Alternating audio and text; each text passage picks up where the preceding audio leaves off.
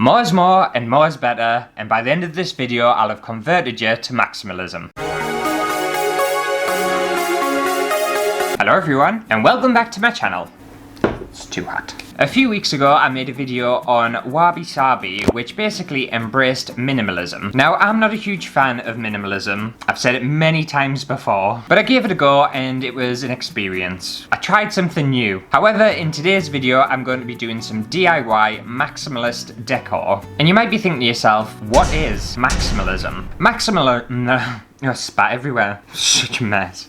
Maximalism actually has many different definitions depending on where you use it, whether that be literature, music, or the visual arts. But for the purpose of this video, I'll be focusing on the visual arts, interior design, and all that kind of stuff. Basically, the aesthetics of maximalism. And maximalism actually came about in retaliation to minimalism. So the minimalists had the motto of less is more, and they were all about subtle colours, smooth lines, everything had to kind of match, and it was just very, very minimal.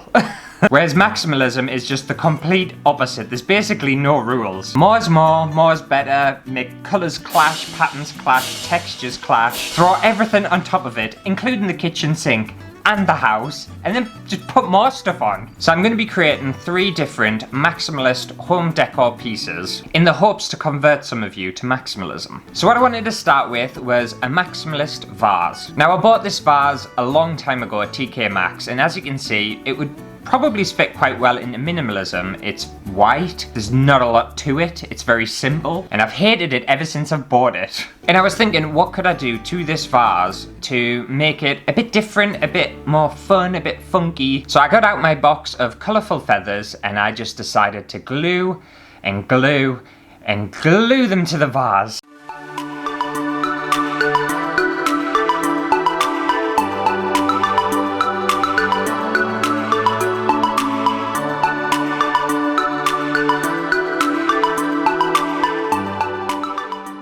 And yes, I did that on a different day because it took a long time. It probably took me about 2 hours to do, but I absolutely love the finished result. I'll go get it now. Right, so here is my maximalist feather vase, and the only thing I don't really like about it is the fact that I stuck a ribbon on the bottom of it because I wanted to hide where the feathers came down to the bottom, but it looked way better before. I just shouldn't have, but I did and I couldn't reverse it. It's stuck on now. And I think it kind of looks like a pineapple or something, like a really weird looking pineapple. And you can still use it as a vase. There's a hole somewhere in there. It's like some weird animal's arsehole, isn't it? But I am aware it won't be to everyone's taste, but I love it. I think considering what it looked like before and what it looks like now, huge improvement. Absolutely massive. I'm gonna find a place in the studio for it. I want a place where you can see it. It needs to be on shore. There we go, you're going to see it in every one of my videos now. And obviously that is something I made earlier on because it took so long. But now I want to make something else. And I haven't tried this yet, but I think it's going to be like really good. I think it's going to be amazing. I think everyone's going to be jealous. I think everyone's going to want it. Hopefully anyway. Okay, so for my next idea, I thought I would create a maximalist freestanding lamp. And I got this when I did the charity upcycling video a couple of weeks ago, which you should definitely watch. It was really good, if I do say so myself. And the first plan I have for it is to attach some rope all the way up this pole part. And I think that'll look really cool. I'm going to keep the base the way it is. So you've got a black metal base, and then it's going to contrast nicely with the rope. So I'm just going to have to do a lot of hot gluing. And because I've got a plan for the lampshade bit at the top, I was going to leave this plain, but I had the rope left out from the blind Pinterest challenge that I did last week. And things just clicked. I was like, rope, lamp, maximalism, more. It just made sense.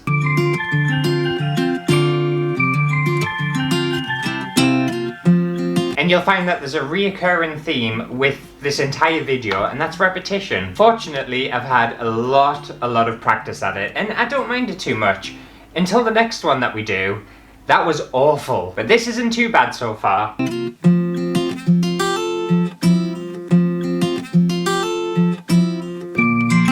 Right, I'm just over halfway, and my back's hurting, and I'm regretting this already. But I think it's gonna look really good, I really do. Just a little bit longer to go, a little bit longer to go. A top tip, if you need to reload your glue gun, but your hands are full, just use your mouth. And you just put it in like this. Perfect. finally made it to the top. Took a lot longer than I thought it was going to actually. Now I'll just wait here for a little bit just to make sure the glue has fully dried and then we can move on to this top part. And you might be thinking to yourself throughout this entire video, why? And is it worth it going to all this trouble and taking all this time to make this maximalist decor? And you know what it is? When you believe in something, just gotta fight for it. Okay, now that the stand's done, it's time to work on the top part of the lamp. And for this, I've bought a load of different coloured fringe. Who doesn't love a good bit of fringe? And my idea for this is basically just to hot glue it all the way around in rows. And that's pretty much it. And I think it's gonna look really, really good. I really do.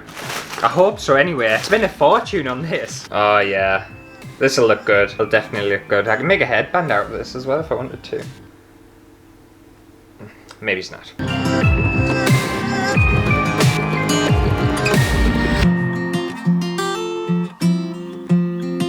Right, I've got one layer of fringe attached and I've just thought I should really measure where the rest are going to go just in case I end up with a space or in case it doesn't line up. So I'll give us 1 second, I'll do that.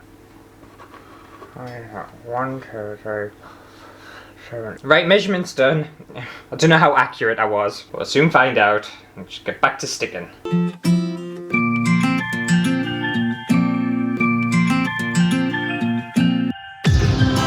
What colour should we go for next? What goes well with orange?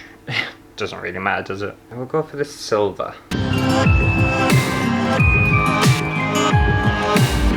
And another layer done. It's just so tactile, I love it. I think I'll go purple next.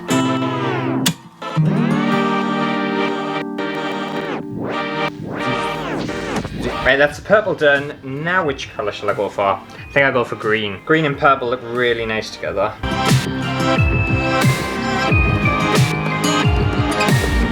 Right, green complete. Now, I think I might go for white next.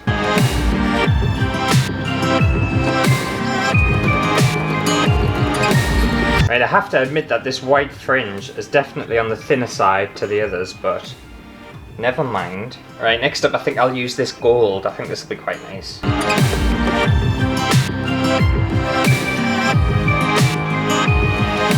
Right, now for some black. I could really do with a cordless glue gun because I'm starting to struggle.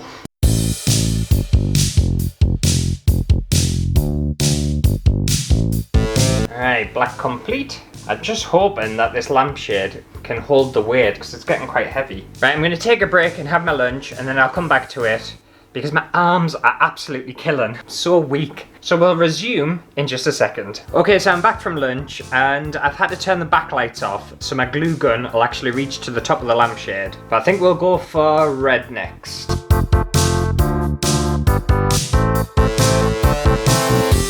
And now we'll go for blue.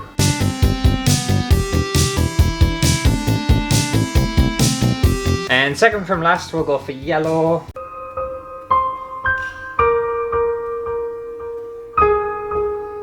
Ah! No!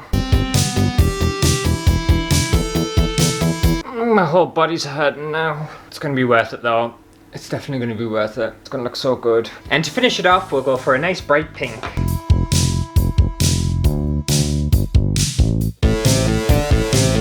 Finally done. Oh, bollocks. So there we have it, that's my DIY maximalist freestanding lamp, and I think it looks really, really good. I'm really pleased with myself. It took a lot longer to make than I thought it was going to, but I do think it was worth it. And this is the most fun part, the jiggle. How cool is that? I absolutely love it. And you probably thought that was it for this lamp. Nope, not yet, not done. Because I've actually fitted the lamp with a colour changing light bulb, just to include even more colour into it. But obviously you won't be able to see that in daylight and the studio lights and whatnot, so I'll insert a clip now of what it looks like at night time.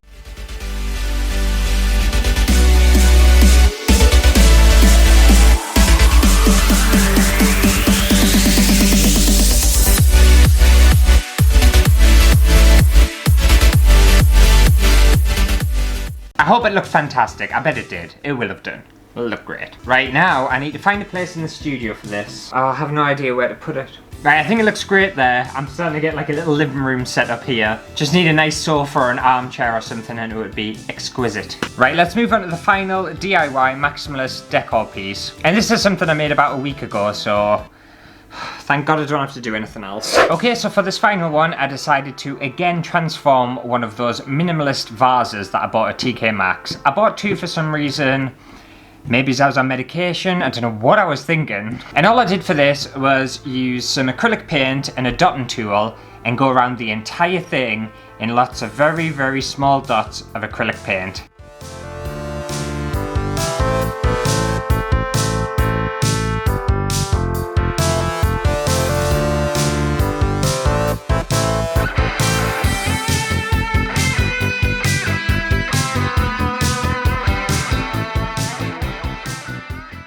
And that was recorded over 2 days. It took me several hours to make. I lost my mind. It drove me absolutely crazy. It looks really good, so all is well, all is okay. So once all the acrylic dots were dry on the vase, I decided to take it outside and give it a good spray in with varnish, just so that the paintwork was protected and the colours really popped. Plus, I wanted to give the vase a really nice glossy finish. So here's the completed vase and I absolutely love it. I have to admit that this is probably the favourite thing I've made in today's video. It just looks so nice. I did go out the lines a little bit and knocked some parts in frustration when I was making it. But other than that, I think it turned out so well. And also because I used a dotting tool, it's got like a really nice raised, textured feel to it. It feels nice. Feels really nice. However, I will be hearing this in my nightmares for many, many months. Traumatizing. And also to say thank you to you guys who have subscribed to the channel and who've sticked around and watched all my stuff and whatnot. I'm actually going to give this away to one of you. Yep, it's time for a giveaway. Giveaway. So all you need to do if you do want this is to comment down below and say, I love maximalism. Just in that phrase.